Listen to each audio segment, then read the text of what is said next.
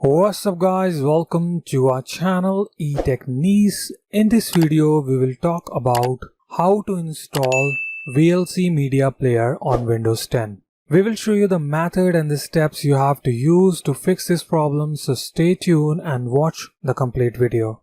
To install the VLC media player on your Windows 10, simply open any browser you have like Google Chrome, Microsoft Edge or Firefox, any of the browser you have.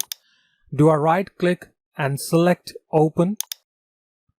In the search bar, simply type download VLC media player and you will see this website, download official VLC media player for Windows. You have to make sure you are selecting the same website. It's like videolan.org to download VLC. Afterward, click on the link. You will be on this website. It shows like Videolan, a project, non-profit organization. In VLC for Windows, click on download. You will see that information in here and afterward it will start downloading.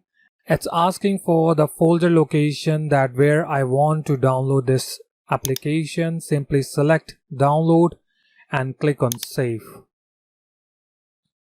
After downloading, simply click on this arrow and open it.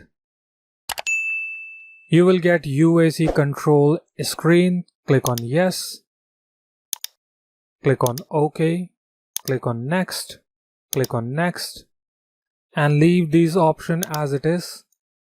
Click on next.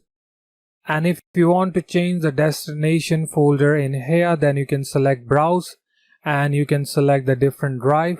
After that, click on install and it will start installing all of the file. You will see this icon in here. Simply click on it and you can play the video which you want to play. You simply have to do a right click on the video which you want to play in VLC and it will show you an option like open with, and once you'll select open with, means you'll take your cursor and on that open with and you will get that option to select the VLC, and afterward you can play that video in VLC.